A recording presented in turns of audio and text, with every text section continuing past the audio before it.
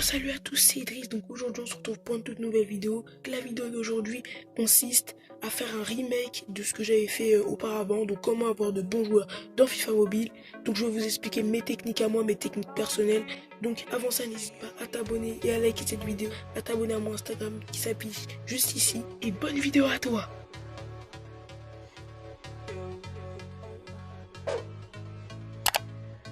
Voilà, on est sur FIFA Mobile. Donc la première chose à quoi on pense quand on se dit qu'on veut avoir des bons joueurs, c'est le marché.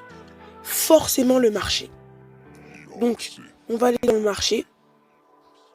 Donc là, vous voyez les joueurs au hasard, tout ça, tout ça. Là, on a Diallo, qui est un bon joueur. Hein. Donc, moi, je considère qu'un joueur est bon quand il est au-dessus des 80. Donc, par exemple, là, Andy Delors, c'est pas un très bon joueur. Donc, voilà, donc, vous vous dirigez sur le marché. Donc, après, pour aller forcément sur le marché, il faut que vous ayez des crédits. Donc là, moi, c'est pas le cas. Bon, je le fais quand même. Donc là, vous allez aller taper votre joueur tout simplement. Donc là, on va taper 80, hein, prix au hasard. Voilà, là, on a tout type de joueurs. On a du Ansu Fati, du Llorente, etc. Donc, là, vous voyez vos joueurs forts et tout ça. Donc, vous devez obligatoirement avoir des crédits pour rechercher quel joueur vous voulez exactement. Donc voilà. Là, il y a beaucoup de joueurs, il y en a beaucoup trop. Donc, faut que vous les classiez, hein, que vous cherchiez le joueur exactement que vous voulez. Bon, moi, je le fais pas parce que j'en ai pas vraiment besoin. Donc voilà, ça, c'est la première méthode, aller dans le marché. La deuxième méthode, c'est bien sûr de faire les défis actuels. C'est les défis simples et basiques de tous les jours. Hein, donc ça, vous le faites jusqu'à la fin. Puis après, donc là, vous avez des icônes. Et après là vous avez les joueurs les joueurs du défi. Donc voilà, par exemple du Pavard, du Messi, etc. Donc faut que vous fassiez ce genre de défi pour obtenir un joueur fort, mais je dis bien des bons joueurs, un joueur fort. Donc voilà, donc là il y a Messi. Donc il faut forcément que vous fassiez des efforts pour avoir ce genre de joueur. Par exemple, moi, je vais vous montrer ma team.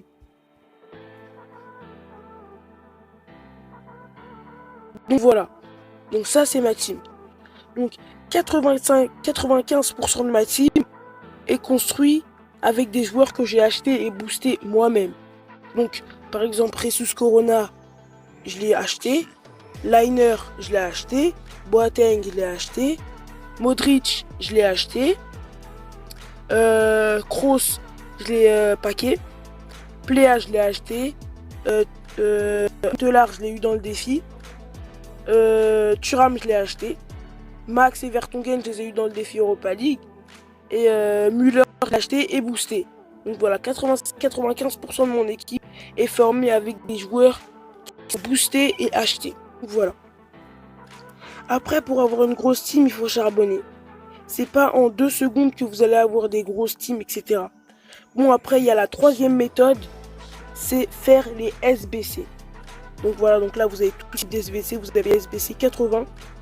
Donc après, si vous avez de la chance et vous paquez un gros joueur, le vendez pas, mettez-le dans votre équipe. Enfin, s'il coïncide vraiment, mettez-le dans votre équipe. Mais s'il coïncide pas du tout, vous pouvez largement le vendre à un prix élevé, ce qui va vous faire des crédits et vous pourrez acheter un nouveau joueur et le joueur que vous allez acheter, vous pourrez le booster. Donc voilà, vous avez les SBC. Donc ça, c'est la troisième méthode.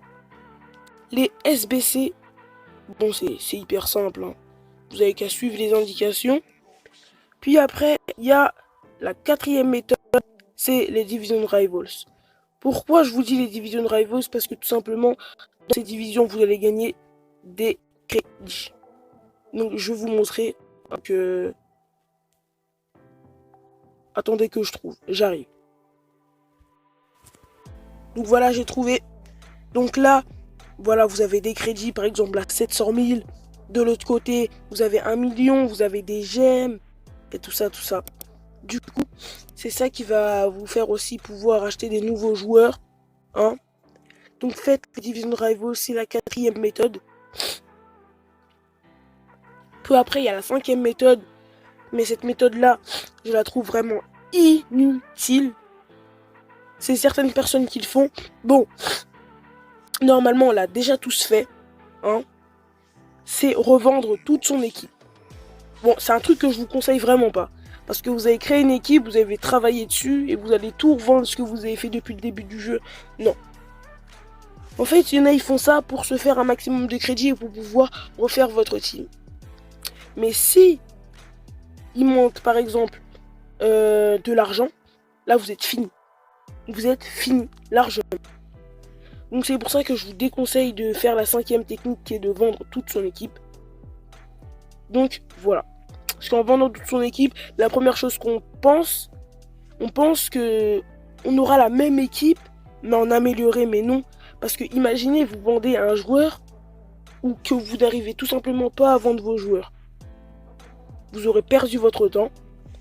Et si vous revendez tous vos joueurs, par exemple, moi, ça va me faire un total de 10 millions. Et avec ces 10 millions-là, imaginez, je fais une grosse erreur. Par exemple, j'achète un Ronaldo ou un Messi. Bon, c'est quelque chose que je ne ferai jamais. Mais imaginez, je fais cette erreur-là. Là, mon équipe, elle est partie en fumée dans un Messi ou dans un Ronaldo. Donc voilà, c'était les 5 techniques que je vous conseillais. Hein. Donc voilà, c'était les 5 techniques que je vous conseillais pour devenir riche et avoir de bons joueurs. Surtout, n'hésite pas à liker cette vidéo et à t'abonner, ça me ferait super plaisir. Il y a mon Instagram qui sera dans la description et qui s'affichera juste à ton écran. Sur ce, c'était Idriss. Ciao!